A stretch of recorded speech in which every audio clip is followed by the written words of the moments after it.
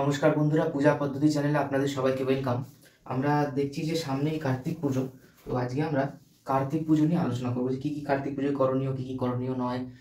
চার প্রহরে যে পূজা করতে হবে এটা আদৌ শাস্ত্রোক্ত কিনা, শাস্ত্রে কোনো উল্লেখ আছে কিনা, যদি চার প্রহরে পুজো করতে হয় তাহলে সেটা কীরকমভাবে হবে, কোন প্রহরে কীরকম করবো না করবো, এরকম বিভিন্ন ধরনের আলোচনা। খেলনা দেওয়ার কথা শাস্ত্রে উল্লেখ আছে কিনা, কীভাবে কী করবো না করবো, কতবার টোটাল পুজো করতে হবে এবং পুজোর যে ফ্লোটা অর্ডারটা কীরকম হবে, এই পুরোটা নিয়ে আমরা আলোচনা করব। প্রথমেই আসি যে কার্তিক পুজো কিন্তু স্মার্ত পুজো এবং বৈদিকও বলা যেতে পারে। তবে বৈদিক পুজো তো ওরকমভাবে হয় না কিছু, তো যাই হোক বৈদিক ঘরানার পুজোটা বলতে পারা যেতে পারে। তো সেক্ষেত্রে অধিবাস হবে। এবার প্রশ্ন হচ্ছে কার্তিক পুজোয় কি অধিবাসের কথা শাস্ত্রে উল্লেখ আছে? তো সেক্ষেত্রে কার্তিক পুজোয় কিন্তু অধিবাস করতে হবে এবং সেটা পূর্ব দিনে করতে হবে। তন্ত্রোক্ত পুজোর ক্ষেত্রে প্রাণ প্রতিষ্ঠার সময় অধিবাস করার কথা উল্লেখ রয়েছে মহানির্বাণ তন্ত্রে, কিন্তু স্মার্ত পুজোর ক্ষেত্রে সেটার উল্লেখ নেই। স্মার্ত পূজার ক্ষেত্রে পূজার পূর্ব দিবসের সায়ংকালে অধিবাসের কথা বলা হয়েছে, বা রাত্রিকালীন, রাত্রি বলতে হ্যাঁ, আর পূর্ব দিন রাত্রেও বলা হয়েছে কথা এবং সায়ংকালে জেনারেলি আমরা অধিবাস করব। মূর্তি পূজা হলে, ঘটে বা বানেশ্বরী পূজা হলে অধিবাসের দরকার নেই, মূর্তি পূজা হলে কিন্তু অধিবাসের দরকার আছে। এবার আমাদের এমন একটা অবস্থায়, সিচুয়েশনে আমরা এসে দাঁড়িয়ে আছি যেখানে মানুষ কালী পুজোতে অধিবাস করছে কিন্তু কার্তিক পুজো অধিবাস করছে না, মানে উল্টে গেছে ব্যাপারটা, মানে যেটা করার কথা নয় সেটা করছে, যেটা করার কথা সেটা করছে না, এরকম একটা সমাজে এসে আমরা দাঁড়িয়েছি এখন। তো কার্তিক পুজোয় বা বিশ্বকর্মা পুজোয় তো ছেড়ে দাও, বিশ্বকর্মা পুজোটা কিন্তু পুজো ভাবেই নেয় না, একটা মদ খাওয়ার অনুষ্ঠান। তো সেক্ষেত্রে কার্তিক পুজোটাতে অনেক জায়গায় অধিবাস হয় কিন্তু বেশিরভাগ জায়গাতেই অধিবাস দেখতে পাওয়া যায় না এবং খুব লোকে হালকা ইয়ার্কি, কার্তিক ফেলার একটা প্রচলন এইভাবে একটা নেয়। তো কার্তিক ফেলাটাকে আমি যদিও বা দেশাচার ধরে নিতে পারি, কিন্তু অধিবাস না করাটা কোথাও কিন্তু এর কোনো যুক্তি নেই, করা হয় না, কম বাজেটের পুজো, এসব উল্টোপাল্টা বলে লোকে করবে। কিন্তু কার্তিক পুজোয় কিন্তু অধিবাস করার কথা বলা হয়েছে। এবং কার্তিক কি পুত্রদায়ক শুধুমাত্র না, এরকম ব্যাপারটা নয়, কার্তিক শত্রু হন্তারং এরকম বলা হচ্ছে। শত্রু নাশের জন্য আমরা কার্তিক পুজো করব, পুত্র লাভের জন্য করব, পুত্রাণ লাভের জন্য, তাহলে সেক্ষেত্রে সন্তান লাভের জন্য। তো সেক্ষেত্রে পুত্রদায়ক তো বটেই এবং শত্রু হন্তারও বটে এবং দেব সেনাপতি সে, তাই শুধুমাত্র যে বাচ্চা হওয়ার জন্য কার্তিক পুজো করব এইটা নয়, শত্রু হন্তারণের জন্য কার্তিক পুজোর প্রযোজ্য, ধ্যানেও বলছে, প্রণামেও বলছে। এবং সে হচ্ছে দেব সেনাপতি, তাই সুতরাং তার পুজো কিন্তু জয়লাভের জন্য করা যেতেই পারে। এবার আসি পূজার ক্রম। তো বলেছে যেহেতু যে পূজার পূর্বদিন রাত্রে অধিবাস করতে, পূর্ব দিনে কার্তিকের অধিবাস করিতে হয়। সাধারণত অধিবাস করতে হলে নর্মাল পূজা একবার করে তারপরে অধিবাস করতে হবে এবং অধিবাসের যা আমরা বিধি দেখে থাকি দুর্গাপুজোর ক্ষেত্রে সেটাই সব জায়গায় প্রযোজ্য। পুরো পুজোটা করে নিয়ে তারপরে অধিবাস করতে হয় এবং দুর্গাপুজোর ক্ষেত্রে আমন্ত্রণের ব্যাপার থাকে, বাকি পুজোগুলোর ক্ষেত্রে আমন্ত্রণ থাকে না, কিন্তু অধিবাস পোর্শনটা পুরো সেম, যেখানে পুরো প্রথম থেকে শুরু করে সামান্য কাণ্ড থেকে শুরু করে কার্তিকের যথাসাধ্য উপাচার, ষোড়শ উপাচার নাই হতে পারে, কোথাও লেখা নেই ষোড়শ উপাচার পুজো করতে হবে।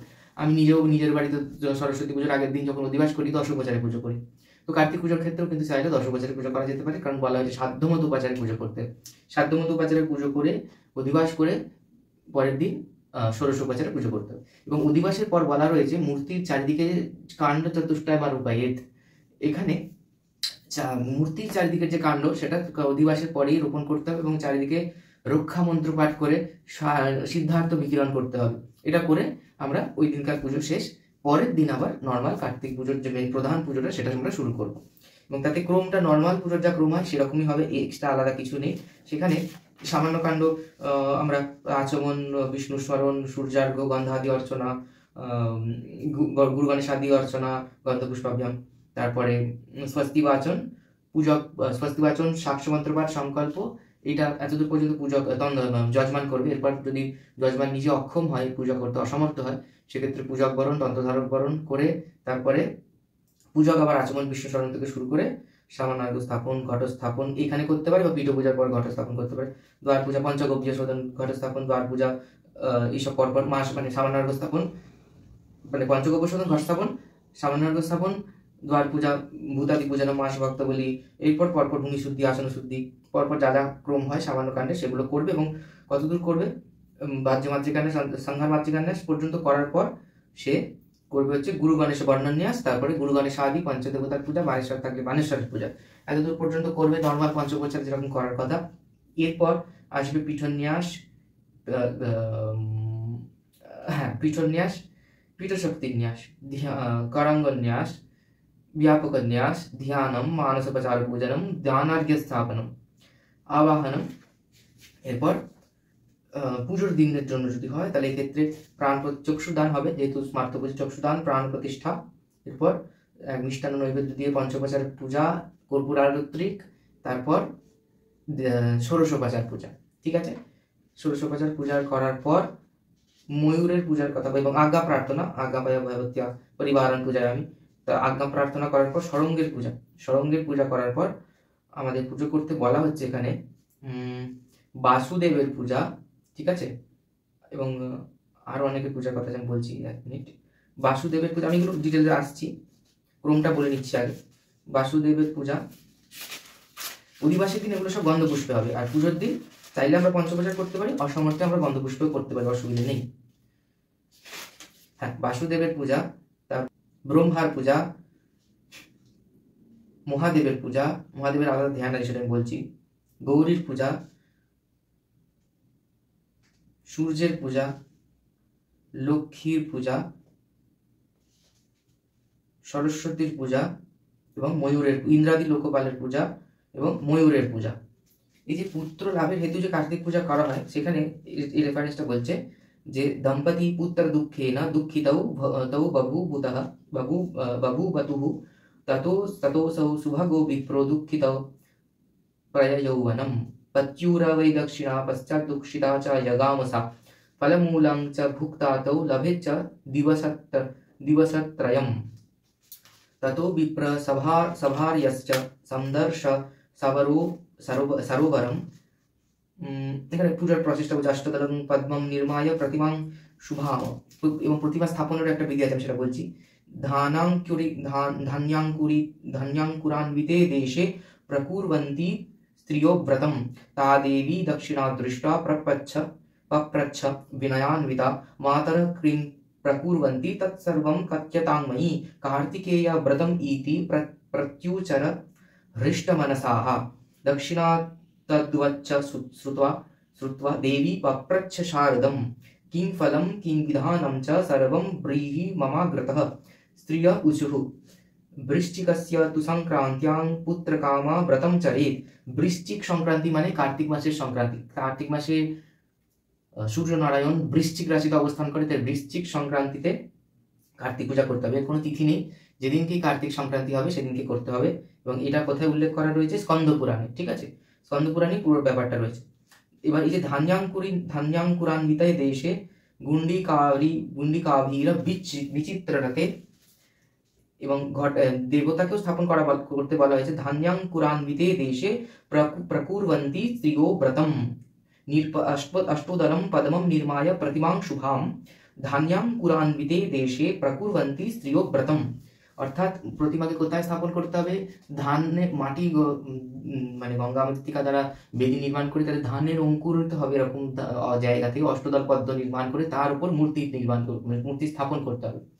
আমি পঞ্চশস্য, আমিও যেখানে প্রতিমা স্থাপন করি তার নিচে পঞ্চশস্য দিয়ে সেই অঙ্কুরিত পঞ্চশস্যের উপর দেবী প্রতিমা স্থাপন করি। এবং এখানে অনেকের প্রশ্ন, এই কি কেন করছে হেনা তেনা। তো এখানে আমরা দেখলাম যে স্কন্দ পুরাণে কিন্তু এরকম বলা হচ্ছে যে এখানে শুধু ধানের কথা বলছে, যদিও বলছে ধান্যাঙ্কুরান্বিতে দেশে প্রকুর্বন্তি স্ত্রিयो ব্রতম, অর্থাৎ ধান্য অঙ্কুরিত দেশে করতে হবে। গুন্ডিকাভীর বিচিত্র করতে হবে, তার মধ্যে অষ্টদলং পদ্মম সৌবর্ণীং প্রতিমাং শুভম রাজতিং বা তাম্রমীং বা মৃন্ময়ীং বা প্রয়ত্নতা, অর্থাৎ সোনার প্রতিমা, রূপোর প্রতিমা, তামার প্রতিমা অথবা মৃন্ময়ী প্রতিমা স্থাপন করতে হবে। কার্তিকেয়াকৃতিং সাধ্বী সমারোপ্য ঘটং তথা, ঘট স্থাপন করতে হবে। গণেশং বাসুদেবং চ ব্রহ্মাণং চ মহেশ্বরম। এই যে আবরণ দেবতাদের কথা বলে দিয়েছে কার কার পুজো করতে হবে, বলছে গণেশের পুজো করতে হবে, ঠিক আছে, বাসুদেবের পুজো করতে হবে, ব্রহ্মা মহেশ্বরের পুজো করতে হবে, গৌরীর পুজো করতে হবে। এখানে বলছে গৌরীং লক্ষ্মীং তথা বাণীং লোকপালা নবগ্রহান, অর্থাৎ গৌরীর পুজো করতে হবে, লক্ষ্মীর পুজো করতে হবে, বাণী অর্থাৎ সরস্বতীর পুজো করতে হবে, লোকপালের পুজো করতে হবে এবং নবগ্রহের পুজো করতে হবে। ময়ূরং চ সমাভ্যর্চ্য ধ্যায়েৎ স্কন্ধম যথাবিধি, ময়ূরেরও সমভ্যর্চ্য করতে হবে, সমানভাবে অভ্যর্চ্য করতে হবে, অভ্যর্থনা করতে হবে, পুজো করতে হবে। ধ্যায়েৎ স্কন্ধম যথাবিধি, স্কন্দকে অর্থাৎ কার্তিককে যথাবিধি ধ্যান করতে হবে। আমরা জানি কার্তিকের আরেক নাম স্কন্দ। ধ্যাত্বা সম্পূজ্য নৈবেদ্যম দদ্যাৎ মৌর্বীর গুণান্বিতম লৌহ খর্গং প্রযত্নেন দদ্যাৎ চৈব বরাননি, লোহার খর্গ নিবেদনের কথা বলা হচ্ছে দেবী দেবতাকে। অর্থাৎ কার্তিককে। প্রহরে প্রহরে পূজা কথা শ্রবণ পূর্বিকা, এই যে প্রহরে প্রহরে পূজা, এখানে প্রমাণ পাওয়া গেল স্কন্দ পুরাণে যে প্রহরে প্রহরে কার্তিকের পূজা করার কথা বলা হচ্ছে। যেরকম শিবরাত্রিতে প্রহরে প্রহরে পূজা করার কথা বলা হয়েছে, তেমনি কার্তিকের ক্ষেত্রেও কিন্তু প্রহরে প্রহরে পূজা করার কথা বলা হয়েছে। এর আমরা রেফারেন্স কোথায় পেলাম? স্কন্দ পুরাণে, ঠিক আছে।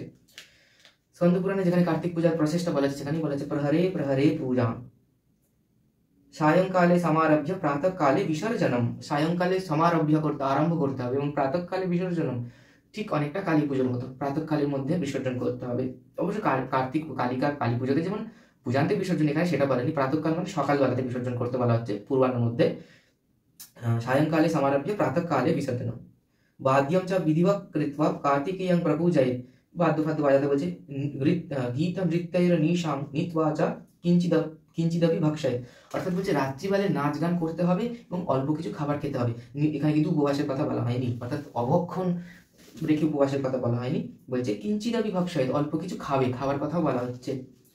বর্ষ চতুষ্টয়ম কৃত্বা ব্রত উদযাপনম আচরেৎ। এই যে বলা হয় না কার্তিক পুজো একবার করলে 4 বছর করতে হয়, এটা কিন্তু আচার না, এটা শাস্ত্রোক্ত কথা। এবং এই যেখানে বলছে বর্ষ চতুষ্টয়ম কৃত্বা ব্রত উদযাপনম আচরেৎ, অর্থাৎ 4 বছর করে তারপরে ব্রত উদযাপন করতে বলা হচ্ছে। এটা কিন্তু আমাদের এখানে ফলো করা হয় যে একবার কার্তিক পুজো শুরু করলে 4 বছর করতে হবে। এটা কিন্তু এই ব্রত উদযাপনের মতো করে বলছে যে বর্ষ চতুষ্টয়ম কৃত্বা ব্রত উদযাপনম আচরেৎ। সৌবর্ণিম রাজতিং চৈব তাম্রিং চৈব বিশেষত লৌহশক্তিং চ ভুজ্যানি রবি সংখ্যানি যত্নতা। এবং বলছে শক্তি দিতে, আর বলছে শক্তি হস্তম বরপ্রদম। তাহলে কার্তিকের হাতে কিন্তু শক্তি থাকবে। কার্তিকের হাতে তীর ধনুকের কথা কোথাও বলেনি, কেন লোকে দেয় আমি জানি না। বলছে শক্তি হস্তম, তাহলে এখানে বলছে সোনা রূপো তামার বিশেষ শক্তি দিতে হবে। শক্তি অর্থাৎ একটা অস্ত্র, সেরকম দুর্গার ডান হাতের নিচের হাতে থাকে আমাদের খড়গং চক্র ক্রমাগত তীক্ষ্ণ বাণম তথা শক্তি দক্ষিণেষু বিচিন্তায়, ওই শক্তি অর্থাৎ একটা বল মানে কি বলবো বর্ষি টাইপের, মুখটা ছুচলো লম্বা বাঁশ, ওটাকে ছুঁড়ে এরকম ভাবে ক্ষেপণাস্ত্র টাইপের, ঠিক আছে। তো এবার এখানে বলছে যে লৌহ শক্তি অর্থাৎ সোনার উপর তামা পারলে ভালো, নাহলে অ্যাটলিস্ট লোহার শক্তি নিবেদন করতে হবে, ভোজ্য নিবেদন করতে হবে। রবি সংখ্যানি যত্নতা, অর্থাৎ 12টা, রবি মানে 12টা, আমরা জানি 12, আমাদের রবির সংখ্যা 12টা রবি আমাদের, তো 12খানা ভোজ্য নিবেদনের কথা বলা হয়েছে। আমরা মন্ত্রেও সেরকম পাই, দ্বাদশ সংখ্যানি। আমি বলছি সেগুলো সব প্রসেসই বলবো, কোনো চিন্তার কোনো কারণ নেই। দদ্যাৎ বস্ত্রং প্রযত্নে ভল্লকানাং চতুষ্টয়ম এতদ্ ব্রতম চয়া নারী কरोति ধর্মতৎপরা পুত্রপৌত্রান্বিতা ভূত্বা পরত্রেহ চ মোদতি। পুত্রপৌত্র পাওয়া যাবে। পুত্রদহ কার্তিকেयो वै नान्यो देव कथंचन कैवल्यादो यथा विष्णुर्ज्ञानादश्च तथा शिव आरोग्यादो यथा सूर्यस्तथा स्कन्दसुतप्रद ततस्तासां वचः श्रुत्वा गता तुष्टा निजं गृहं चकार विधिना तेन दक्षिणा व्रतमुत्तमं कृत्वा प्राप्स्याति तनयं जयिनं चिरजीवनम्। एवं मुक्ता मुनिश्रेष्ठो जगाम शास्त्रं प्रति कृत्वा व्रतं देवकी च श्रीकृष्णम् अलभत सुतम। इति स्कंद पुराणे कार्तिकेयं व्रतम समाप्तम। অর্থাৎ বলে দেবকীও কিন্তু এই ব্রত পালন করে অলভত সুতম, শ্রীকৃষ্ণম অলভত সুতম। এইখানে তাহলে আমরা প্রসেসটা বুঝতে পারলাম যে কার্তিক পুজোর কি প্রসেস। এবার দিবাভাগী পূজার কথা এইখানে লেখা, কিন্তু পূজা পদ্ধতিতে আবার বলছে দিবাভাগী পুজো করতে, কিন্তু এই স্কন্দ পুরাণের এইখানটাতে কিন্তু দিবাভাগী পূজার কথা বলা নেই। আচ্ছা, এবার আমি আসি কার্তিকের পুজো। অধিবাসটা আমি বললাম যে সামবেদীয় সে সামবেদীয় ভাবে অধিবাস করবে, যে যজুর্বেদীয় সেই যজুর্বেদীয় ভাবে অধিবাস করবে। অধিবাসের যা বিধি, অধিবাস আনতে আমাদের দুর্বাযুক্ত হৃদ্রা সূত্র, দেবতার দক্ষিণ হস্তে এবং ময়ূরের দক্ষিণ হস্তে, ময়ূরকে আমরা পুরুষ ধরি, বাহন মানে পুরুষ হবে, তাহলে সেখানে বাহনের দক্ষিণ হস্তে এবং দেবতার দক্ষিণ হস্তে বন্ধন করতে হবে, ঘটে বন্ধন করতে হবে। করার পর আমরা ওই যে অধিবাসের যে প্রসেস বললাম, কাণ্ড চতুষ্টয় মরোপায়ে তত সূত্রবেষ্টনম কুর্যাৎ, সূত্রবেষ্টানন্তরম রক্ষামন্ত্র পাঠান্তে রক্ষামন্ত্র পাঠেন সিদ্ধার্থম বিকিরয়েৎ। তাহলে সিদ্ধার্থ বিকিরণ করতে হবে। এরপর আমরা পূজার যে প্রসেসটাতে আসছি, পূজার মেন পূজাতে, সেখানে সামান্য কাণ্ড গুরু গণেশাদি অর্চনা, ধ্যান, মানসোপচার পূজা, দানার্ঘ স্থাপন এতগুলো করলাম। এরপর আবাহন করতে হবে এবং প্রাণ প্রতিষ্ঠা করতে হবে। প্রাণ প্রতিষ্ঠার এখানে আচ্ছা পীঠশক্তি বলবো, পীঠশক্তিটা বলবো আমি। কার্তিকের পীঠশক্তি ওম যজ্ঞায় নমঃ, ওম নাগায় নমঃ, ওম গজপত্রায় নমঃ, ওম মহোগ্রগায় নমঃ, ওম খগেন্দ্রায় নমঃ, ওম ময়ূরায় নমঃ। 6খানা পীঠশক্তির উল্লেখ পাওয়া যাচ্ছে এখানে, 8টা কিন্তু পাওয়া যাচ্ছে না। আচ্ছা, এরপর করাঙ্গনে কাং কিং এরমভাবে কাং অঙ্গুষ্ঠাভ্যাম নমঃ, কিং তর্জনীভ্যাম স্বাহা, কুং মধ্যমাভ্যাম বচকাং অনামিকাভ্যাম এরমভাবে করা যাবে করাঙ্গনে, ঠিক আছে। আচ্ছা, আমরা যখন সায়ংকালে পূজা করব, প্রথম প্রহরের যে পূজা সেখানে আমরা এই প্রাণ প্রতিষ্ঠা চক্ষুদানটা করবো, ঠিক আছে। ঘটস্থাপনটাও তাই, ঠিক যেরকম আমরা জগদ্ধাত্রী পুজোতে করে থাকি। প্রথম প্রহরের পূজাতে আমরা ঘটস্থাপন, প্রাণ প্রতিষ্ঠা এগুলো করে থাকি। দ্বিতীয় তৃতীয় প্রথম প্রহর না, সরি, প্রথম কালের পুজোতে করে থাকি। দ্বিতীয় এবং তৃতীয় কালের পুজোতে সেগুলো করা হয় না। কার্তিক পুজোতেও তাই, শিবরাত্রিতে যেখানে মূর্তি আছে সেখানেও তাই, প্রথম প্রহরে ঘটস্থাপন, মূর্তির প্রাণ প্রতিষ্ঠা এসব হয়ে থাকে। দ্বিতীয় তৃতীয় চতুর্থ প্রহরে এগুলো হয় না। এই কার্তিক পুজোতেও সেম, প্রথম প্রহরে যদি দিবাভাগের পুজো না করি, দিবাভাগের পুজোটা ম্যান্ডেটারি নয়, যেহেতু স্কন্দ পুরাণে বলা হয়, যদি দিবাভাগে কেউ করে তাহলে দিবাভাগে প্রাণ প্রতিষ্ঠা হয়ে যাবে। আদারওয়াইজ সায়ংকালে পুজো শুরু করে, এই যে বলছি সায়ংকালে শুরু করতে, সেই জন্য সায়ংকালে আমরা পুজো শুরু করে আমরা করতে পারি এবং তাতে অসুবিধে কিছু হবে না। সায়ংকালে সমারভ্য প্রাতঃকালে বিসর্জনম, এটা একটা লাইন পেলাম। আর একটা লাইন পেলাম যেখানে প্রহরে প্রহরে বলছে, যেখানে আমরা প্রমাণটা পেলাম যে বারবার প্রহরে প্রহরে যে পুজোটা করতে হবে। প্রহরে প্রহরে পূজা কথা শ্রবণ পূর্বিকা। আচ্ছা দেখো, এবার সায়ংকালে যেহেতু আমাদের স্কন্দ পুরাণ সায়ংকালে শুরু করতে পারি, এবং তারপর তাহলে প্রথম প্রহরে আমরা কিন্তু প্রহরের টাইমগুলো আমরা দেখে নেবো। প্রথম প্রহরে কার্তিকের প্রাণ প্রতিষ্ঠা, প্রাণ প্রতিষ্ঠাতে আর প্রতিমা স্থাপনের যে বিধিটা এখানে বলছে, পূজকের সম্মুখে ঘটের পরে ধান্যাঙ্কুর সমন্বিত মৃত্তিকাময় স্থলে যথাযথ অষ্টদল পদ্ম এঁকে তার উপর আসন পাতিয়া আসনের উপর শ্রী কার্তিকেয়ের প্রতিমা পশ্চিম মুখ বা দক্ষিণ মুখ করিয়া স্থাপন করিবে। এইভাবে প্রতিমা রাখিবে, অর্থাৎ পূজকের সামনে ঘট থাকবে মণ্ডলে, সর্বতভদ্র মণ্ডলের ওপর, তার সামনে মৃত্তিকা লেপন করে তার উপর অঙ্কুরিত ধান থাকতে হবে। অর্থাৎ কার্তিক পুজো 4-5 দিন আগে ধান পুঁতে অঙ্কুরিত করে সেটাকে ওইখানে বেদির মধ্যে পুঁতে দিতে হবে, বা ওই বেদিতেই একবারে পুঁতে জল দিয়ে অঙ্কুরোদ্গম করা যেতে পারে, আমি যেটা করি। তার মাঝখানে অষ্টদল পদ্ম আঁকা হবে এবং তার উপর মূর্তি স্থাপন হবে। আমরা মঠ মিশনেও যদি দেখে থাকি, আমাদের দেবীকে স্থাপন করার নিচে ওখানে একটা মণ্ডল আঁকা হয়, ছোট করে একটা মণ্ডল আঁকা হয়, পঞ্চগুড়ি দিয়ে মণ্ডল আঁকা হয়, পঞ্চবর্ণের গুড়ি দিয়ে।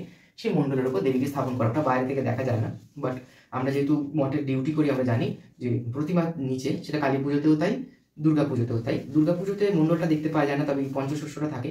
কিন্তু কালী পুজোতে দেবীর প্রতিমার নিচে কিন্তু একটা ছোট করে মণ্ডল মঠেও বানানো হয়। আর এখানে তো বলাই হচ্ছে পুজোতে যে মূর্তির নিচে মণ্ডল রাখতে, এবং তার চারিদিকে ধান অঙ্কুরিত থাকবে। তো আমরা যেখানে মূর্তি বসাবো, অ্যাটলিস্ট সর্বতভদ্র মণ্ডল না হলে একটা অষ্টদল পদ্ম আঁকবো। এখানে অষ্টদল পদ্মের কথাই বলা হয়েছে, এবং তার চারিদিকে কিন্তু ধান্যাঙ্কুরিত অবস্থা থাকবে। তার উপর আসন পেতে, অর্থাৎ চৌকি পেতে, কাপড় টাপড় পেতে তার উপর মূর্তি স্থাপন করতে হবে। আচ্ছা, এটা গেল মূর্তি স্থাপনের বিধি। এরপর দেবতার প্রথমে দক্ষিণের নেত্রে চক্ষুদান হবে। কার্তিকের ত্রিনেত্র হয় না জেনারেলি, তো দক্ষিণের নেত্রে চক্ষুদান হবে। দক্ষিণ নেত্রে চিত্রম দেবানামুদ্গাদনীকম চক্ষুমিত্রস্য বরুণস্যাগ্নে আপ্রাদ্যা বা পৃথিবীং অন্তরিক্ষং সূর্যাত্মা জগতস্তথুস্তশ্চঃ। এই বলে দক্ষিণ নেত্রে চক্ষুদান হবে। বাম নেত্রে মাপ্যায়স্পসমিতু তে বিশ্বতঃ সোমবৃষ্ণম ভবাবাজস্য সংগতে, এই বলে হবে। আর ময়ূরের ক্ষেত্রে নর্মাল গায়ত্রী পাঠ করে, সাবিত্রী গায়ত্রী পাঠ করে ময়ূরের চক্ষুদান হবে। প্রাণ প্রতিষ্ঠার ক্ষেত্রে এখানে বলছে গন্ধ পুষ্প দুর্বা অক্ষত এগুলো নিয়ে, কুশ নিয়ে দেবতার হৃদয় স্পর্শ করে আংরিং ক্রুং জাংলাং লংবং সং সং সং ওং সং कार्तिकेयस्य प्राणः प्राण ओं आंग्रिं क्रुं जंगलं लंबं सं सं सं ओं स कार्तिकेयस्य जीवयस्ति ओं आंग्रिं क्रुं जंगलं लंबं सं सं सं ओं स कार्तिकेयस्य सर्वेन्द्रियाणि अस्तितानि ओं आंग्रिं क्रुं जंगलं लंबं सं सं सं ओं स कार्तिकेयस्य वाङ्मनश्चक्षुष्पक्षुष्पघ्राण प्राणयगति स्वंचिरं तिष्ठन्तु स्वाहा ओं अनुजतीर्जुषामाज्यस्य बृहस्पतिर्यज्ञं इमं तनुपरिष्टं यज्ञं समीमं ददातु विश्वदेवास इयमादयन्तम् ओं प्रतिष्ठः। আর এখানে अस्मै प्राण प्रतिष्ठन्तु जग अस्मै प्राण प्रतिष्ठा, अस्मै प्राण प्रतिष्ठन्तु, अस्मै प्राण क्षरन्तु च अस्मै देवत्य संखाय स्वाहा। अस्यै स्त्रीलिंगের ক্ষেত্রে আর পুংলিঙ্গের ক্ষেত্রে अस्मै হয়, যেমন তস্यै নিত্যং নমো নমঃ আর তস্मै শ্রী গুরবে নমঃ। তস্यै তস্मै अस्यै अस्मै পুংলিঙ্গের ক্ষেত্রে ম হয়, আর স্ত্রীলিঙ্গের ক্ষেত্রে জফলা। ময়ূরের প্রাণ প্রতিষ্ঠা একইভাবে হবে। আংরিং ক্রুং জাংরাং লংবং সং সং সং হোং অং স कार्तिकेयस्य कार्तिकेय वाहनस्य ময়ূরस्य প্রাণায় প্রাণ ইত্যাদি ক্রমে হবে। এবার আবাহনের পর বলছি কৃতাঞ্জলির বদে ओम कार्तिकेयं महाभागं सर्वसिद्धि प्रदायक देवसेनापति श्रीमन् सन्निध्यं इह कल्पय, এই বলে আবাহন করতে হবে। এরপর ইয়াগাচ্ছি যথেষ্ট করে নর্মাল যে আবাহন সেটা হবে। আচ্ছা, এবার কার্তিকের এই আবাহন তো গেল, প্রাণ প্রতিষ্ঠা গেল, নর্মাল ষোড়শোপচার। এরপর আমাদের কর্পূর মিষ্টান্ন নৈবেদ্যে পঞ্চোপচার করে কর্পূরাত্রিক হবে, এবং তারপরে আমরা ষোড়শোপচার যেরকম হয় পুরুষ দেবতাদের সেরকমই হবে। এটা নিয়ে আমরা আলাদা কিছু বলছি না। কার্তিককে স্নান করানোর সময় বলছি পুরুষ সূক্তম পাঠ করতে, ঠিক আছে। এটা আমরা একটু খেয়াল রাখবো যে কার্তিককে যখন স্নান করানো হবে পুরো পুরুষ সুক্তম পাঠ করে স্নান করাতে হবে। যেরকম আমরা মহাস্নানের সময় করা হয় একদম পুরো পুরুষ সুক্তম, সেরকম পুরো পুরুষ সুক্তম পাঠ করে অনেকটা জল দিয়ে স্নান করাবো আমরা। কুণ্ড হাড়িতে দর্পণে অথবা বানেশ্বর থাকলে বানেশ্বরের উপরে স্নান করাবো।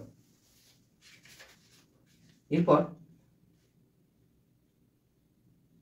আর বলছে স্নানের জলে কুশ মিশ্রিত করতে, কুশোদক দিয়ে স্নান করাতে, ঠিক আছে, একটু কুচি মিশিয়ে কুশোদক দিয়ে স্নান করাতে হবে কার্তিকে পুরুষ সূক্ত ইত্যাদি পাঠ করে। আচ্ছা, এবং এখানে আরো সূক্তের কথা বলা হয়েছে। এখানে বলছে সময়ের অভাবে অবশ্যই করা যেতে পারে, যদি চতুর্প্রহর ব্যাপী করি তাহলে এটা কিন্তু করা যেতে পারে। বলছে কার্তিকের স্নানের সময় নারায়ণ সুক্তম, পুরুষ সুক্তম, শ্রী সুক্তম, পাউমানি সুক্তম, শুদ্ধাবধি সুক্তম, এই 4টে সূক্তর কথা বলা হয়েছে সূক্ত পাঠ করে স্নান করাতে, এবং অপারক হলে কেবলমাত্র পুরুষ সুক্তম পাঠ করে স্নান করাতে হবে। আচ্ছা, এইবার আসছি ষোড়শোপচার নিবেদনের পরে আমরা যেরকম সরস্বতী পূজার ক্ষেত্রে জবাশীর্ষে কুন্দাবাদারা এটা ঋতু অর্ঘ্য নিবেদন করি। আমাকে অনেকে না ঋতু অর্ঘ্যের ব্যাপারে বলতে বলেছেন, ঋতু অর্ঘ্যের সরস্বতী পুজোর আগেই ঋতু অর্ঘ্যের ব্যাপারে বলবো, এবং আরো কিছু বিষয় বলবো, আমি আলোচনা করবো, যেগুলো হয়তো সরস্বতী পুজোর প্লেলিস্টে বাদ চলে গেছে, সেগুলো আলোচনা করবো। ঋতু অর্ঘ্য নিয়ে বলবো কি করে ঋতু অর্ঘ্য নিবেদন করতে। এখানেও আমাদের ষোড়শের শিখ পরে আমাদের কিছু স্পেশাল জিনিস যেটা কার্তিক পুজোতে নিবেদন করতে হয়, নিবেদন করতে হবে। প্রত্যেকটা পুজোরই কিছু বিশেষত্ব থাকে, যেরকম কোজাগরী লক্ষ্মী পুজো থাকে আমাদের নারিকেলের চিপিটাকে নৈবেদ্য, যেরকম সরস্বতী পুজোর বদরিকার একটা বিশেষ থাকে, বদরিকা দিতে হবে। আর এই ঋতু অর্ঘের আবির অভ্র রাগদ্রব্য ফল্গুচূর্ণ আদিকাম অভ্র মুকুল আম্রমুকুল এগুলো সমস্ত দিতে হয়। কুন্দ পলাশ আম্রমুকুল অভ্র, এবার পলাশ নিয়ে অনেক কন্ট্রোভার্সি আছে, কেউ বলছে পলাশ দিতে নেই, কেউ বলছে পলাশ দিতে হয়, বাট বাকিগুলো তো দেওয়ার কথা বলাই হয়েছে, তো সেগুলো কিন্তু দেবীকে দেওয়া যেতে হয়, দিতে হয়। তো সেরকম কার্তিক পুজোর ক্ষেত্রেও আমাদের পুরো ষোড়শোপচার নিবেদনের পর বলা হচ্ছে একটা তৈজ সাধার নিবেদন করতে, যেখানে 12টা সেটে ভাগ করা থাকবে। এখানে বলছে না যে স্কন্দ পুরাণে দেখলাম যে রবি সংখ্যান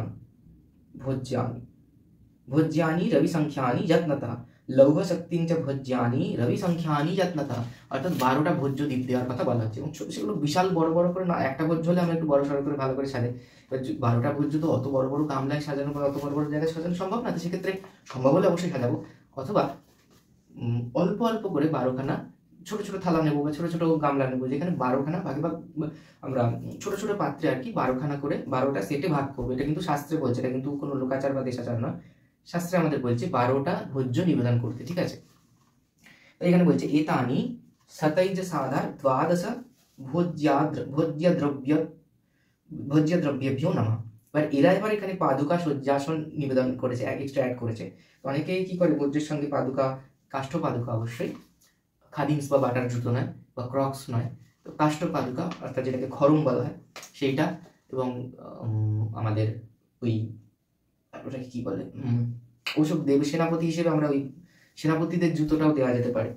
তো যাই হোক, জেনারেলি দেবতাদের কাষ্ঠ পাদুকা দেওয়া হতো আগেকার দিন, এখন কেউ দেয় না যেহেতু ইউজ হয় না বলে, কারণ ওগুলো তো পূজক ইউজ করে জেনারেলি দেবতার উদ্দেশ্যে নিবেদিত বস্তু, তো সেই জন্য আর এখন খরম নিবেদন দেখা যায় না। আমিও ছোটবেলায় দেখেছি অনেক পুজোতে পুরুষ দেবতাদের ষোড়শোপচারে কাষ্ঠ পাদুকা দিতে, তো সেটা না হলে আমরা নাও দিতে পারি, এটা ম্যান্ডেটারি নয়।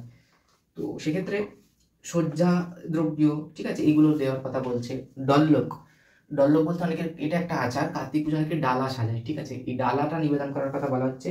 এবং লাড্ডুর বিশেষ প্রয়োগ আছে, যেরকম গণেশ পুজোতে লাড্ডু মোদকের প্রয়োগ আছে, কার্তিক পুজোতে বলছে লাড্ডু নিবেদন করতে হবে, মোদক নিবেদন করতে হবে। এবং ক্রীড়নকের কথাটা কিন্তু স্কন্দ পুরাণে নেই, কিন্তু যেহেতু শাস্ত্রে নেই, যেহেতু আমরা ওই পুত্র হন্তার, এই শত্রু হন্তার এবং পুত্র দায়ক এবং সন্তান দায়ক পুত্রদায়ক হিসেবে আমরা দেখছি, তো সেই জন্য আমরা ওই কার্তিককে বাচ্চা হিসেবে কল্পনা করছি বলে ক্রীড়নক দেওয়া। এটা সম্পূর্ণ একটা বাৎসল্য ভাব থেকে আসছে, এটাতে বাধা দেওয়ারও কিছু নেই, আবার এটা শাস্ত্রীয় বলেও আবার জোর গলায় বলা যায় না, তো এটা একটা দেওয়া হয়ে চলে আসছে, এটা দেশাচার, আমাদের বঙ্গদেশে তো দেওয়াই হয়। যেরকম বিশ্বকর্মাকে ঘুড়ি দেওয়া, তো ঘুড়িটা বিশ্বকর্মার সময় ওয়েদার ভালো বলে ঘুড়ি ওড়ে, কিন্তু বিশ্বকর্মার হাতে কেন ঘুড়ি দেওয়া আমি জানি না, কিন্তু সেটা শাস্ত্রে কোনো উল্লেখ নেই। তো সেরকমভাবে কার্তিককেও খেলা দেওয়ার কোনো উল্লেখ নেই, কিন্তু বাৎসল্য ভাব থেকে কিন্তু দেওয়া যেতে পারে, এবং সেটাকে বলা হবে ক্রীড়নক দ্রব্য। এতানি ক্রীড়নক দ্রব্য, ক্রীড়া মানে খেলা, ক্রীড়নক মানে খেলনা, ক্রীড়নক দ্রব্যানি কার্তিকেয়ায় নমঃ। তাহলে এগুলো একত্রে নিবেদন করতে হবে। এতানি সতৈজ সাধার দ্বাদশ ভোজ্য দ্রব্য সহিত পাদুকা যদি থাকে, শয্যা দ্রব্য ডল্লক চতুষ্টয়, 4টে প্রহরের 4টে ডালা, लड्डुक संयुक्त मोदक क्रीडनक द्रव्यानि কার্তিকেয়ায় নমঃ এইভাবে নিবেদন করতে বলা হচ্ছে। তাহলে এখানে কি কি দ্রব্য নিবেদন করা হবে এটা আমার বলা হয়ে গেল। এবং কৃতাঞ্জলির বলছে প্রার্থনা, ওম কার্তিকেয় মহাভাগম গৌরী হৃদয় নন্দন পূজাম গৃহাণ দেবেশ वाञ्छितार्थं च देहि मे।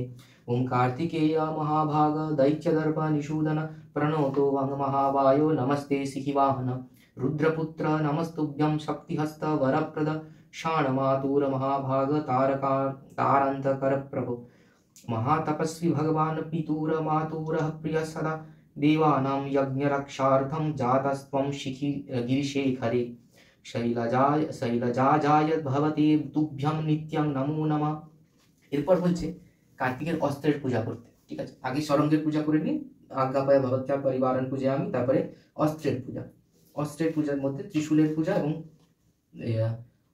লৌহ শক্তির পূজা। ঠিক আছে, ত্রিশূলের পূজাতে বলছে ঈশাকান্ত ত্রিশূলায় নমঃ সচন্দ্র কুসুম ত্রিশূলায় নমঃ, এবং তারপর প্রণাম ওম শক্তি এবার ওম ত্রিশূলায় নমঃ। শক্তির যে মেন পূজাটা সেখানে বলছে ওম শক্তি ঈশাকান্তম শক্তায় নমঃ সচন্দ্র কুসুম শক্তায় নমঃ ঈশা ধূপ শক্তায় নমঃ ঈশা দীপ শক্তায় নমঃ সোপকরণ ভাগনেবিতম শক্তায় নমঃ। प्रणाम ओम शक्ति स्वं समरे नित्यं दैत्यानां प्राणनाशक रक्षमां बंधुभिः साधं नश्यत्वं सुममारयः। এবার লৌহ খড়গের পূজা। ঈশাগন্ধম লৌহ খড়গায় নমিদম সচন্দ্রপুষ্পম লৌহ খড়গের বলেছে ওখানে দিতে হবে। ঈশাগন্ধ লৌহ খড়গায় নমিদম সচন্দ্রপুষ্পম লৌহ খড়গে নকর পুজো করে খড়গের প্রণাম মাসি বিশেষণ খড়গ তীক্ষ্ণধার দুরাশদ শ্রীগর্ভ বিজয় শৈব ধর্ম পালনমস্তি। এরপর ময়ূরের পুজো করতে বলছে।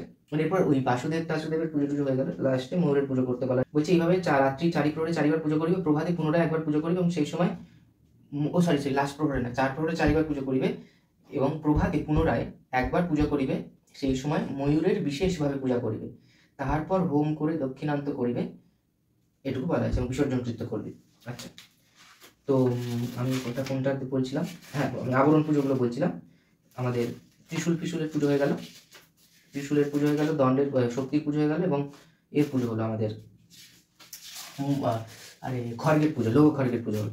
এরপর অগ্নির পূজা করতে। ঠিক আছে, আচ্ছা হ্যাঁ অগ্নির পূজা দশোপচারে বলে দিচ্ছি, বাট আমরা পঞ্চোপচারে করবো। ঈশাগন্ধ আগ্নেয় নমিদম সচন্দ্র পুষ্পম আগ্নেয় নমঃ, এইভাবে পুজো করবো। তারপরে বলা হচ্ছে সমুদ্রের পুজো করতে। ঈশাগন্ধ সমুদ্রায় নমঃ ইদম সচন্দ্র সমুদ্রায় নমঃ। এরপর বলছি ষষ্ঠীর পুজো করতে। ঈশাগন্ধ ষষ্ঠ্যায় নমঃ ইদম সচন্দ্র ষষ্ঠ্যায় নমঃ। পার্বতীর পুজো। ঈশাগন্ধ পার্বত্যৈ নমঃ ইদম সচন্দ্র পার্বত্যৈ নমঃ। ষড়বাণীভ্যো নমঃ, ষড়বাণীর পুজো করতে। ঈশাগন্ধম ষড়বাণীভ্যো নমঃ ইদম সচন্দ্র ষড়বাণীভ্যো নমঃ। ষটকৃত্তিকা গণেভ্যো নমঃ। ঈশাগন্ধম ষটকৃত্তিকা গণেভ্যো নমঃ ইদম সচন্দ্র ষটকৃত্তিকা গণেভ্যো নমঃ। বাসুদেবের আমাদের পূজার সময় বাসুদেবের ধ্যান। ওম বাসুদেবং মহাকায়ং মকরাকৃতি কুণ্ডলম বাসুদেবং নবীননি नीरदस्यामं शङ्खचक्रगदाधरं चतुर्बाहु पीतं वस्त्रं गरुडोपरि संस्थितं प्रसन्नवदनं देवं सर्वकामवरप्रदं। ईशगन्धं भगवते वासुदेवाय नमः। ब्रह्मार पूजे पर ध्यान। ब्रह्माणं अमरश्रेष्ठं यज्ञसूत्रसमन्वितं द्विभुजं हंसारूढं किरीटिनं चतुर्मुखं प्रसन्नं सृष्टिकर्तारं महाभागं तपस्थितं। ईशगन्धं ब्रह्मणे नमः इदं सद्गुणपुरुषं ब्रह्मणे नमः। महादेवेर पूजा होच्छे। महादेवेर ध्यान। ओम महादेवं महाभागं सदा भस्मा विलोपितं वृषोपरि स्थितं नीलं श्रीमदकण्ठं वासुकीभूषितं। नमः शिवाय भूताधिपतये नमः। ईशगन्ध नमः शिवाय भूताधिपतये नमः इदं सचन्द्रपुष्पं नमः शिवाय भूताधिपतये नमः इदं सचन्दन बिल्वदलं नमः शिवाय भूताधिपतये नमः ईशधूप नमः शिवाय भूताधिपतये नमः। এবার পুজো করতে হবে। গৌরীর পূজা। ধ্যান। हेमाभं बिभ्रतिं दौर्भिं दर्पणाञ्जन साधने पाशाङ्कुशौ सर्वभूतं तां गौरीं सर्वदा भजे। ध्यानान्तर ओम गौरीं रत्ननिबद्ध नुपुररणत पादाम्बुजाम् इष्टदां काञ्चीरत्नदुकुल हारनिनदां नीलां त्रिनेत्रोज्ज्वलं शूलाद्यस्त्र सहस्रमण्डितभुजाम् उद्धृतस्तुङ्गस्तनिम् आवद्धामृतरश्मिरत्नं कुटां वन्दे महेशप्रियं। पूजा मंत्र ओम ह्रीं गौरी रुद्रादि योगीश्वरी हुं फट् स्वाहा। ईशगन्ध ह्रीं गौरी रुद्रदैते योगेश्वरी हुं फट् स्वाहा। इदं सचन्दन पुष्पं ह्रीं गौरी रुद्रदैते योगेश्वरी हुं फट् स्वाहा। इदं सचन्दन बिल्वदलं ह्रीं गौरी रुद्रदैते योगेश्वरी हुं फट् स्वाहा। एष धूप ह्रीं गौरी रुद्रदैते योगेश्वरी हुं फट् स्वाहा। एष दीप ह्रीं गौरी रुद्रदैते योगेश्वरी हुं फट् स्वाहा। इदं सोपकरणभागे तस्मै सोपकरणनैवेद्यं नमः। इदं सोपकरणनैवेद्यं ह्रीं गौरी रुद्रदैते योगेश्वरी हुं फट् स्वाहा। सूर्यपूजनम् ओम रक्ताम्बुजासनमशेष गुणैक सिन्धुं भानुं समस्तजगतमदीपं भजामि पद्मद्वयभयवरं ददन् कराब्जिर्माणिक्यमौलिमरुणाङ्गरुचिं त्रिनेत्रम् ईशगन्धं राम ह्रीं रस्य सूर्यानम् इदं चन्दनपुष्पं राम ह्रीं रस्य सूर्यानम् लक्ष्मीपूजनं ध्यानम् ओम पाशाक्षमालिकं भुजश्रीर्भिर्यां शुभसौम्ययो पद्मासनास्तं ध्यायेच्च श्रियं त्रैलोक्यमातरं गौरवर्णं स्वरूपं च सर्वालङ्कारभूषितं रत्नपद्मव्याघ्रकरं वरदां दक्षिणेन तु ईशगन्धं श्रीलक्ष्म्यै नमः इदं चन्दनपुष्पं श्रीलक्ष्म्यै नमः सरस्वती ओम तरुणशकलबिन्दुर्बिभ्रति शुभ्रकान्तिकुजवर्णमिताङ्गी सन्निसन्नासिताब्जि निजकरकमलोद्यल्लेखनि पुस्तकश्री सकल विभवसिद्धिं पातु वाग्देवतानां ईशगन्धं मयि सरस्वती नमः इदं चन्दनपुष्पं मयि सरस्वती नमः लोकपाले पूजा ईशगन्धं इन्द्रादिलोकपालेभ्यो नमः इदं चन्दनपुष्पं इन्द्रादिलोक पृथक पृथक गन्धपुष्प पूजा करे एकत्र पंचोपचार नवग्रह पूजा ईशगन्धं आदित्यादि पृथक पृथक गन्धपुष्प पूजा तारপরে एकत्र नवग्रह पूजा ईशगन्धं आदित्यादि नवग्रहेभ्यो नमः इदं चन्दनपुष्पं आदित्यादि नवग्रहेभ्यो नमः বা সম্ভব হলে পৃথক পৃথক পঞ্চোপচারও করা যেতে পারে, কারণ আর আবরণ কিছু নেই। এবার বলছি ময়ূরের পুজো। ময়ূরের পুজোতে আসছি।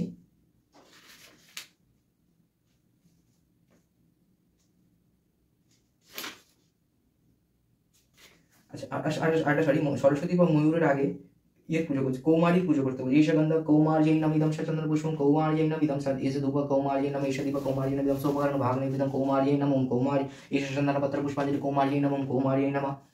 লোকপাল নবগ্রহ বললাম সাবিত্রী পুজো। ঈশগন্ধম সাবিত্রী নমঃ ইদং চন্দনপুষ্পং সাবিত্রী নমঃ ঈশধূপম সাবিত্রী নমঃ ঈশদীপম সাবিত্রী নমঃ ইদং সোপকর্ণ ভাগনৈবেদ্যং সাবিত্রী নমঃ ঈশচন্দনপত্র পুষ্পাঞ্জলি সাবিত্রী নমঃ সাবিত্রী নমঃ। এইভাবে আবরণ পূজা। ইতি আবরণ দেবতা পূজা পদ্ধতিহি, অর্থাৎ এটাই আবরণ দেবতার পূজা। তাহলে আবরণ দেবতাদের নামটা বললাম। আচ্ছা, এরপর পূজা করতে বলছে ঈশগন্ধ ধনুষে নমঃ ইদং চন্দনপুষ্পং ধনুষে নমঃ, ধনুকের পুজো, যেহেতু হাতে ধনুক থাকে। ঈশগন্ধ ধনুষায় নমঃ, কিন্তু ধনুকের কথা কিন্তু ধ্যানে নেই, কিন্তু যেহেতু আমাদের বঙ্গদেশের মূর্তিতে থাকে তাই একবার ধনুষের পুজো করতে হবে। তীক্ষ্ণ বাণ আর ধনুষের পুজো। তীক্ষ্ণ বাণটা লেখা নেই, ওটা আমি নিজে থেকে বললাম যদিও, তবে শক্তির পুজো যেহেতু তীক্ষ্ণ বাণের দরকার নেই, ধনুষের পুজো একটু করে নিলেই হয় পঞ্চপূজায়। আচ্ছা, ময়ূর। ঈশগন্ধ ময়ূরায় নমঃ ইদং চন্দনপুষ্পং ময়ূরায় নমঃ ইদং সচন্দন বিলবদনম ময়ূরায় নমঃ ঈশধূপ ময়ূরায় নমঃ ঈশদীপম ময়ূরায় নমঃ ইদং সোপকর্ণ ভাগনৈবেদ্যং ইদং সোপকর্ণ নৈবেদ্যং ময়ূরায় নমঃ ঈশচন্দন পত্র পুষ্পাঞ্জলি ময়ূরায় নমঃ। প্রণাম। ওম নমস্তে পতাকশ্রেষ্ঠ সর্বান্তক নমস্তুতে পক্ষিরাজ নমস্তুভ্যং ময়ূরশিখী নামক। এবার সর্পের পুজো করতে হচ্ছে। ঈশগন্ধম সর্পায় নমঃ ইদং চন্দনপুষ্পং সর্পায় নমঃ, এইভাবে পুজো করে। আচ্ছা, তাহলে এই গেল আমাদের সমস্ত প্রকারের আবরণ পুজো। ঠিক আছে, এবার ব্রত কথাটা বলছে চতুর্থ প্রহরের পূজার শেষে ব্রত কথা পাঠ এবং শ্রবণ করা যেতে পারে, অথবা প্রত্যেক প্রহরের পূজা আনতে ব্রত কথা পাঠ এবং শ্রবণ করা যেতে পারে। আচ্ছা, এটাই হচ্ছে স্কন্দ পুরাণের যে পূজার প্রসেসটা বলা হয়েছে, এটাই ব্রত কথা বলছে এখানে, যেখান থেকে আমি রেফারেন্সগুলো দিলাম ওটাই। আচ্ছা, কার্তিক পুজো বৈদিক হোম হবে, সামবেদ হলে সামবেদীয়, যজুর্বেদ হলে যজুর্বেদীয় হোম হবে। কুষণ্ডিকার বলা রয়েছে, আমি এগুলো নিয়ে আর কিছু বলছি না। কখন হোম হবে না শেষ পূজাকালীন। ঠিক আছে, বলছি অধিবাসের সময় যদি কেউ হোম করে তাহলে ওই হোমাগ্নি সংরক্ষণ করিয়া রাখিতে হইবে। দুর্গাপুজো যেটা হয় সপ্তমী অষ্টমী নবমী তো অগ্নি সংরক্ষণ করে রাখার কথা, বাট এই এত ডিফিকাল্ট প্রসেস আর কিন্তু কেউ ফলো করে না, খুব কম ক্ষেত্রে হয়। তাই বলছি পুজোর দিনই যদি হোম করা হয় তাহলে সেক্ষেত্রে সায়ং সন্ধ্যার পর প্রহর প্রহরে প্রকৃত যদি অধিবাসের দিন হোম হয়ে থাকে তাহলে অগ্নি সংরক্ষণ হবে এবং প্রত্যেক প্রহরে আহুতি দিতে হবে। ঠিক আছে, প্রহরে প্রহরে যখন পূজা হয় প্রত্যেক প্রহরে অ্যাটলিস্ট কিছু সংখ্যক হলেও একটা হলেও আহুতি দিতে হবে। আর যদি সেটা না হয় তাহলে একদম শেষ প্রহরে, আমরা যেরকম শিবরাত্রির মতো শেষ প্রহরেরও পূজার পর একদম অন্তিমে গিয়ে হোম করবো, যেরকম আমরা সাধারণত করে থাকি। নবমীতে পুরো পুজোর শেষে গিয়ে আমরা হোমটা করি, শিবরাত্রিতেও তাই করি, জগদ্ধাত্রী পুজোতেও তাই করি। লাস্ট ওটা তো তন্ত্রোক্তর সাথে কম্পারিজন চলবে না যদিও, একদম লাস্টে এসে হোমটা করতে হবে। সাধারণত শেষ রাত্রি চতুর্থ প্রহরে মাত্র একবার হোম করা হয়, ইহাই দেখা যায়। তবে 3 দিনের হোম করিলে প্রকৃত কর্মে পূর্ব পর্যন্ত হোম প্রক্রিয়া প্রথম হোম আরম্ভ মাত্র একবার হবে, অর্থাৎ প্রকৃত কর্মের পুরো পর্যন্ত হোম প্রক্রিয়া অর্থাৎ কুষণ্ডিকা একবারই হবে। এটা সব জায়গায় তাই হবে, অগ্নি সংরক্ষণ করার সময় কুষণ্ডিকাটা একবারই হয়ে যায়। প্রথম দুর্গাপুজোর ক্ষেত্রে যদি আমি বলি তাহলে শুধু সপ্তমীতে কুষণ্ডিকা হবে। ঠিক আছে, সপ্তমীতে আলাদা কুষণ্ডিকা, অষ্টমীতে আলাদা ওরম হয় না। সপ্তমীতে কুষণ্ডিকা হয়ে গেলে এরপর অগ্নিটা সংরক্ষণ করে রাখা হলো। মহাষ্টমী এবং মহানবমীতে গিয়ে কেবলমাত্র আহুতি প্রদান করা হয় এবং মহানবমীতে গিয়ে অগ্নি বিসর্জন করা হয়। এটা হচ্ছে প্রসেস। এখানে সেটাই বলছে, যদি ওরকমভাবে হোম হয় তাহলে কিন্তু প্রথমেই অধিবাসের দিনই কুষণ্ডিকা হয়ে যাবে, বাকি দিনে শুধুমাত্র আহুতি এবং 4বার আহুতি হবে এবং লাস্টে গিয়ে প্রকৃত কর্ম করার পর উদিচ্য কর্ম করার পর দক্ষিণান্ত হবে, অগ্নি বিসর্জন হবে। ঠিক আছে, জানতে হবে। এবং আমার মনে হয় এত কমপ্লেক্সিটিতে না, এমনি কার্তিক পুজোর লোকজন এত ভ্যাপা পোষাবে না। অনেকে তো তন্ত্রোক্ত হোম দিয়ে শর্টে ছেড়ে দেবে, বলে বেলুর মঠে তন্ত্রোক্ত হোম এসব বলে তন্ত্রোক্ত হোম করে দেবে। দেখ, সেখানে কিছু বলা নেই, কিন্তু এমনি লোকজন বৈদিক হোম করতে চায় না, তার মধ্যে যদি বলি অধিবাসীর দিয়ে করতে, তো সম্ভব না এটা কোনোদিনও। মানে এখনকার দিনে অগ্নি সংরক্ষণ করে রাখা, তাহলে একটা লোককে ওখানে অ্যালোকেট করে রাখতে হবে অগ্নি সংরক্ষণ করে, লোকবল থাকলে করা যায়। যাই হোক, তো ওইসব ঝামেলা না গিয়ে, এবং একটা সেপারেট জায়গা থাকবে এখানে হোমই হচ্ছে সারাক্ষণ, কারণ হোমে কুণ্ডটাকে তো আমি সাইডে সরিয়ে রাখতে পারবো না, অগ্নি সংরক্ষণ করা মানে ওখানেই হোমটা চলতে থাকে, বারবার আহুতি দিতে হবে। তো যাই হোক, তো উৎসবে না গিয়ে একদম চতুর্থ প্রহরের পরে গিয়ে প্রভাতের পুজো হয়ে যাবে, তারপরে গিয়ে হোম করতে হবে। ঠিক আছে, এটা গেল প্রসেস। হোমের পর উদিচ্য কর্ম করে দক্ষিণান্ত করতে হবে এবং তারপরে বিসর্জন কৃত্য করতে হবে প্রভাতের পুজো। তাহলে আমি একবার পুরো জিস্ট করে দিই, অনেকেরই কনফিউশন হবে। প্রভাতের পুজো, দিবাভাগের পুজো, চার প্রহরের পুজো, অধিবাসের পুজো, গেটে কিছুই না। পূর্ব দিনে অধিবাস করতে হবে। অধিবাসের যেরকম সাধারণ প্রক্রিয়া হয়, দুর্গা পুজো, জগদ্ধাত্রী পুজো, সরস্বতী পুজো, লক্ষ্মী পুজোতেও অধিবাসের উল্লেখ আছে। তাহলে এই পুজোগুলোতে যেভাবে অধিবাস হয়, কার্তিক পুজোতেও সেরকম অধিবাস হবে, বিশ্বকর্মা পুজোতে সেরকম হবে। তাহলে পূর্ব দিনকে একটা যথাসাধ্য উপাচারে সংক্ষিপ্ত পুজো করে ষোড়শোপচার চাইলে ষোড়শোপচার করতে পারে, অথবা দশোপচার করে অধিবাস করতে হবে। এবং অধিবাস আনতে মঙ্গলসূত্র, দেবতা এবং বাহন এবং ঘটে বেঁধে কাণ্ড চতুষ্টয় মারোপায় এবং রক্ষা মন্ত্র পাঠ, এটা করার পর অধিবাসের দিন এইটুকু। এরপরের দিন দিবাভাগের পুজোটা অপশনাল, কেউ বলছে করতে, কেউ আবার বলছে করতে নয়, স্কন্দ পুরাণে উল্লেখ নেই। জেনারেলি কার্তিক পুজো সন্ধ্যেবেলাতেই করতে দেখা যায়। সেক্ষেত্রে দিবাভাগের পুজো যদি কেউ করতে চায় তো করতে পারে, আদারওয়াইজ সায়ংকাল থেকে, একদম স্কন্দ পুরাণে বলেই দিয়ে যে সায়ংকাল থেকে শুরু করতে, তো সায়ংকাল থেকে শুরু করে চতুর্প্রহর ব্যাপী চতুর্প্রহরে চতুর্বার পুজো করতে হবে। এরকম না যে একটা পুজোকেই চারবার টানছে, কালী পুজোর মতো নয় কিন্তু। কালী পুজো কিন্তু একবারই পুজো করা হয়, সেটা কিন্তু পুরোটা রাত্রি ধরে হয়, মহানিশাকাল। শিবরাত্রি বা কার্তিক পুজো কিন্তু সেরকম নয়, চার প্রহরে চারটে পৃথক পুজো করতে হবে। ঠিক আছে, এবং প্রত্যেকটা প্রহরের মাঝখানে গ্যাপ দিতে হবে। প্রহরের টাইমগুলো আমরা পঞ্জিকা থেকে ক্যালকুলেট করে নেবো। ঠিক আছে, কিরম কিরম প্রহরের টাইম, সূর্যাস্ত থেকে পরের দিন সূর্যোদয় পর্যন্ত সময়কালকে 4 ভাগে ভাগ করলে যে ডিউরেশন পাওয়া যায়, সূর্যাস্তের পরের সময়কাল, সূর্যাস্তের সময়ের সাথে সেই ডিউরেশন যোগ করলে প্রথম প্রহরের সময়কাল পাওয়া যায়। তারপরে ডিউরেশনটা আবার যোগ করলে সেকেন্ড প্রহরের ডিউরেশন পাওয়া যায়। তারপর আবার যোগ করলে থার্ড প্রহরের ডিউরেশন পাওয়া যায়, এবং সেইখান থেকে সূর্যোদয় পর্যন্ত চতুর্থ প্রহরের সময়কাল পাওয়া যায়। তো খুব ইজি, তো ওইভাবে ক্যালকুলেট করে নেওয়া যেতে পারে। ঠিক আছে, করে নিয়ে ওই টাইমগুলো দেখে আমরা ওইভাবেই যজমানকে এবং যারা জোগাড় করছে বলে দেবো যে এইখানে প্রথম প্রহরের পুজো শুরু হবে, এখানে সেকেন্ড প্রহর, থার্ড প্রহর, ফোর্থ প্রহর। এবার 4বার তো 4টে প্রহর পুজো হবে। প্রথম প্রহরে প্রাণ প্রতিষ্ঠা, ঘটস্থাপন, এগুলো হলো। সেকেন্ড থার্ড প্রহরে নর্মাল পুজো হলো। চতুর্থ প্রহরেও নর্মাল পুজো হলো। প্রভাতে একবার পুজো করতে পারে, অর্থাৎ সূর্যোদয় হব করছে এই টাইমে। এই প্রভাতের পুজোটাতেই আমাদের, সেটা আমরা চাইলে দশোপচারও করতে পারি। এবং এই 4টে পুজোতে কিন্তু কোথাও বলেনি ষোড়শোপচারই করতে হবে, একবার অন্তত আমরা ষোড়শ করবো। যদি সমর্থ হয় 4বার ষোড়শ করবো, আর যদি অসমর্থ হয় তাহলে অ্যাটলিস্ট একটা ষোড়শ করে বাকিগুলো দশোপচার করবো। ঠিক আছে, এরকম শিবরাত্রিতেও অনেক জায়গায় করা হয়। 4টে ষোড়শোপচার সম্ভব হয় না সবসময়, তো সেক্ষেত্রে বাসনেরও দরকার, জিনিসপত্র অ্যারেঞ্জমেন্ট, জোগাড় জানতি সব কিছু দরকার। সেক্ষেত্রে যদি সময় না থাকে বা অ্যারেঞ্জমেন্ট না থাকে, সম্ভব না থাকে, তাহলে একটা ষোড়শোপচার করে বাকি 3টে দশোপচার আমরা করতেই পারি। এখানে কোনো অশাস্ত্রীয় কিছু হবে না, শাস্ত্র সম্মত, সাধ্যমতো উপাচারে পুজো করতে বলা হয়েছে। তাহলে সেক্ষেত্রে প্রভাতে 5বার পুজো করবো, এবং সেটা হতেই পারে দশোপচার, ষোড়শোপচার করতে হবে এরকমটা নয়, করবো জিনিসটা। তাহলে পুরো জিনিসটা ক্লিয়ার হয়ে গেল আশা করি। চতুর্থ প্রহরের শেষেই হোম হবে শিবরাত্রির মতো, তারপরে একটু গ্যাপ নিয়ে আমরা প্রভাতে পুজো করবো, সেখানে বিসর্জন কৃত্য হবে। বিসর্জন নর্মাল দধিকর্ম হবে, এখানে বৈদিক পুজো। লোকজন কালী পুজো দধিকর্ম দেয়, কার্তিক পুজো দেয় না, কি বলবো আর।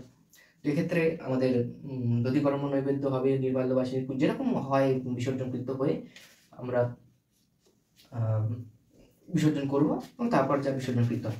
এবং এখানে বিশেষ বলা হয়েছে যে অধিবাসের পরে অধিবাসের দ্রব্যগুলো দিয়ে, এটা অনেক জায়গায় দেখা যায়। ঠিক আছে, যজমানের মাথায় ঠেকিয়ে একই বৈদিক মন্ত্র পাঠ করে কিন্তু করা হয়। এবং এটা কি বলা হয়, এটা একটা নাম আছে, নামটা, এই নাম বলা হচ্ছে প্রশস্তি বন্ধন। আচ্ছা, পুষ্পাঞ্জলি মন্ত্রটা বলা হয়নি, ধ্যান মন্ত্রটা বলা হয়নি, সে দুটো বলছি। ধ্যানটা আগে বলি, ধ্যানটাই বলা হয়নি, কার্তিক পুজো নিয়ে আলোচনা করছি, ধ্যানই বলিনি, কি অচমৎকার।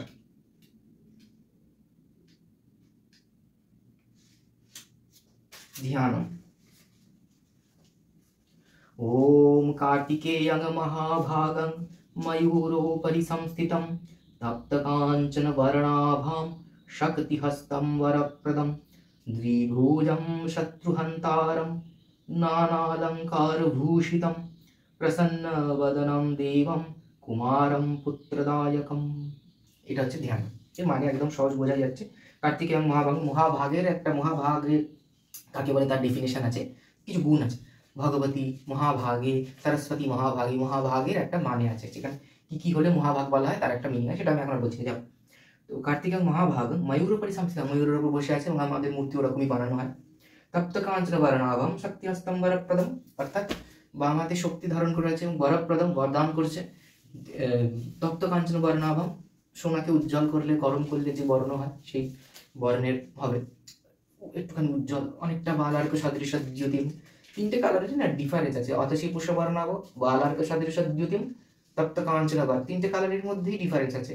আমাদের দুর্গা বেশিরভাগ ক্ষেত্রে অতসী পুষ্পবর্ণাভ, কিন্তু কোথাও কোথাও তপ্ত কাঞ্চনবর্ণাভ বা ধ্যানান্তর আছে, এবং কোনো কোনো মূর্তিতে ওরকম হয়। জগদ্ধাত্রী মূর্তিটা শিউলির বোটার মতো, অন্নপূর্ণারও হয় এরকম। ওটা হচ্ছে বালার্ক সদৃশ দ্যুতিম, একটু অরেঞ্জ ঘেঁষা, শিউলির মোটার মতো অনেকে বলে। বালার্ক সদৃশ দ্যুতিম, সূর্য যখন ওঠে ওরকম। আর তপ্ত কাঞ্চনটা হচ্ছে একটুখানি ইয়েলো আর অরেঞ্জ মিশিয়ে একটা অদ্ভুত কালার, সোনাকে উজ্জ্বল করলে একদম যে কালারটা হয় ওই কালার। তপ্ত কাঞ্চন বার অনেকেই হলুদ করে দেয়, বাট হলুদ নয়, লক্ষ্মীর একটু আবার হালকা হলুদ হবে, গৌরবার নাম সুরুপাঞ্চ। তো সেক্ষেত্রে লক্ষ্মীর কালারটা একটু হলুদের সাথে সাদা মিশিয়ে করতে হবে। দুর্গার তো ঠিক আছে অতসী পুষ্পবর্ণাভ, সরস্বতী তো সাদা, তরুণ সকাল বিন্দু বিভা শুভ্রকান্তি। আর কার্তিকের আর গণেশ তো টুকটুকে লাল হবে, সিন্দুর শোভাকরম, লাল টুকটাকে লাল হবে, একদম রক্তবর্ণ। আর কার্তিকের ক্ষেত্রে আমাদের বলা হচ্ছে তপ্ত কাঞ্চন বর্ণাভ। তাহলে একটু হলুদ কিন্তু করে দিলে হবে না, একটু ডিপ করতে হবে, ডিপ মানে কালারটা হবে, হলুদ নয়। অনেক সময়তেই দেখা যায় বড় বড় শিল্পীরাও লক্ষ্মী, দুর্গা এবং কার্তিকের গায়ের কালার এক করে দেয়, কিন্তু সেটা নয়। লক্ষ্মী হবে একটু লাইট গৌরবর্ণ, দুর্গা হবে অতসী বর্ণ, অতসী পুষ্পবর্ণ, আর কার্তিক হবে তপ্ত কাঞ্চন বর্ণ। তিনজনের কালারই কিন্তু আলাদা, তাই এটা খেয়াল রাখতে হবে। তপ্ত কাঞ্চন বর্ণাভ শক্তিহস্তম বরতন বিভুজাম শত্রুহন্তারম, দুটো হাত থাকবে এবং শত্রুকে নাশ যে করে। নানা অলঙ্কার ভূষণম, বিভিন্ন ধরনের গয়না পরে থাকবে। প্রসন্ন বদনম দেবম কুমারম পুত্রদায়কম, প্রসন্ন বদন পুত্রদায়ক কুমার। কার্তিকের আর এক নাম কুমার, ঠিক আছে? তার মানে কার্তিকের বিয়ে হয়নি এরমটা না, কার্তিকের বিয়ে আছে এবং সেই নিয়ে পৌরাণিক কাহিনীও আছে। কার্তিকের বিয়ে হয়নি এরমটা না, কার্তিকের বিয়ে হয়েছে, কিন্তু কার্তিকের একটা নামই হচ্ছে কুমার, ঠিক আছে? কুমার মানে সে ওই অমুক কুমার ওরকম ব্যাপারটা নয়। তো কুমার, কার্তিকের একটা নামই কুমার, স্কন্দ, সরানন, অনেক নাম আছে, কার্তিকেয়। কীর্তিকারগণের দ্বারা ইয়ে করা হয়েছিল বলে, এই যেখানে আমাদের কীর্তিকাদেরও পুজো আছে, ঠিক আছে? তো সরমাতৃকারও পূজা আছে, এরকম আছে। তো এই জন্ম বৃত্তান্তটা থেকে এই পূজাগুলোর কথা আছে। তো ধ্যানটা বললে, পুষ্পাঞ্জলিটা বললেই আমাদের আজকের ভিডিও শেষ। আর ওইটা প্রশস্তি বন্ধনটা বলবো। আচ্ছা, কার্তিকের পুষ্পাঞ্জলি। প্রথম, কার্তিকেয়ং মহাভাগং গৌরী হৃদয়নন্দন দেবসেনাপতি শ্রীমান वाञ्छितार्थं देहि मे ईशा सचन्दन पत्र पुष्पाञ्जलि ओं कार्तिकेयाय नमः। द्वितीय, कार्तिकेय महाभाग पार्वती प्रियनंदन तदस्तु तत्प्रसादेन धन धन्यादि संपदा ईशा सचन्दन पत्र पुष्पाञ्जलि कार्तिकेयाय नमः। तृतीय, रुद्रपुत्र नमस्तुभ्यं तारकान्तकर प्रभु, तारकासुरকে নাশ করেছিল তাই। वाञ्छितार्थं देहि मे कार्तिकेयं नमस्तुते ईश सचन्दन पत्र पुष्पाञ्जलि कार्तिकेयाय नमः। प्रणाम, कार्तिकेयं महाभागं दैत्यदर्पनिषूदनं प्रणतोयं महाभागो नमस्ते शिखिवाहन। এটা গেল। এবার যে প্রশস্তি বন্ধন, এটা যে কোনো পূজার অধিবাসী করা হয়। বিসর্জনের পর বরণডালা দিয়ে যজমানের মাথায় ঠেকিয়ে ঠেকিয়ে এই বৈদিক মন্ত্র পাঠ করে এটা কি বলে? প্রশস্তি বন্ধন। যে বিসর্জনের পর গৃহে আসিয়া নারায়ণশীলা অবলম্বনে সেই সেই বেদের অধিবাস মন্ত্রের দ্বারা প্রত্যেকের ললাটে অধিবাসের দ্রব্য উল্লেখ করিয়া এবং প্রত্যেক ব্যক্তির নাম উল্লেখ করিয়া করতে হবে। বৈদিক মন্ত্র বলা হয়েছে, অর্থাৎ ধরো মৃত্তিকা মহি অম্বুরসি ভূমিরস্য দিতিরসি বিশ্বধায়া বিশ্বস্য ভুবনস্য ধরিত্রী পৃথিবীম যচ্চা পৃথিবীম দ্রগুম্হা পৃথিবীম মায়ুংসি ওম অনেনা অনয়া মহিয়া अस्या मंगलम अस्तु, এরকম করে বলতে হবে। আচ্ছা, এবং এখানে বলছে নারায়ণকে মহিলা স্পর্শ করাতে হয় ফার্স্টে, বুড়েছে মহিলাচ্ছে বলে, তারপরে মানায়া মহিয়া अस्या শ্রীমৎ অমুক দেবসর্বনা বা শ্রীমৎ অমুক দাসঃ अस्या মঙ্গলমস্তু শুভমস্তু, এই বলে ওই মানুষটার কপালে ঠেকাতে হবে। এটা হচ্ছে প্রশস্তি বন্ধন, এটার নাম। ঠিক আছে, প্রশস্তি বন্ধনের পর যজমানের স্ববেদোক্ত শান্তি মন্ত্র পাঠ করিয়া শান্তি বাড়ি প্রদান করতে হবে। বিসর্জনের পর যে শান্তি বাড়ি দেওয়া হয় সেটা। ऋचं वाचं प्रपद्ये मनुजं प्रपद्ये सानुप्राणं प्रपद्ये चक्षुश्रोत्रं प्रपद्ये रागो यः सहजो वागो यः सहजो मयि प्राणापानो जन्मे छिद्रं चक्षुषो हृदयस्य व्यातिर्तीर्णं बृहस्पतिर्मे दधातु तन्नो भवतु भुवनस्य यस्पति स्वस्ति न इन्द्रो वृद्धश्रवा स्वस्ति न पूषा विश्ववेदा स्वस्ति नस्तार्क्ष्वरिष्टनेमि स्वस्ति न बृहस्पतिर्दधातु। এইভাবে কার্তিক পুজো করতে হবে। তো সবাই খুব ভালো করে কার্তিক পুজো করুক, শাস্ত্রোক্ত উপায় করুক, 4 প্রহরে করুক এবং চতুর্বর্ষ ব্যাপী করুক, এই কামনা সবার কাছে। এবং কার্তিক পুজোকে লাইটলি না নিয়ে সিরিয়াসলি ভাবে করুক, ঠিক আছে? এই বলবো। আর এবার একটা কথা এখানে বলা যেতে পারে যে কার্তিক যারা ফেলবে মনে করছে, কার্তিকের সাথে ফেলা ওয়ার্ডটা আমার পছন্দ না, কিন্তু তাও আমি যেহেতু আমাদের এখানে এই ওয়ার্ডটা ইউজ করা হয় বঙ্গদেশে, আমি তাই ওইটাই ইউজ করছি। কার্তিক আর কি অন্যের ঘরে বসিয়ে দিয়ে আসা হয়। তো এটা মানে এটা একটা দেশ আচার, এটা নিয়ে কোনো সমস্যা নেই, আমার আচার। কিন্তু আমার বক্তব্য হচ্ছে যজমানকে একটু সময় দেওয়া উচিত জোগাড়ের জন্য। মানে কাল সকালে কার্তিক পুজো, কাল রাত্রিবেলা, আজকে রাত্রির একটার সময় গিয়ে কার্তিক বসে আছে, যজমান তো হার্ট অ্যাটাক করে ফেলবে, সে তো পূজার জোগাড়ই করতে পারবে, অধিবাস কি করে করবে? অধিবাসও তো হয়ে গেল আগের দিন। তো আমার বক্তব্য যারা প্ল্যান করছে যে কার্তিক এরকম বসিয়ে আসবে কারোর বাড়িতে, তাহলে 2-3 দিন আগে অন্তত এটা করতে, তাহলে যজমানরা একটা মেন্টাল প্রিপারেশন পাবে, জোগাড় করতে পারবে, অধিবাসগুলো ঠিকঠাক করে করতে পারবে।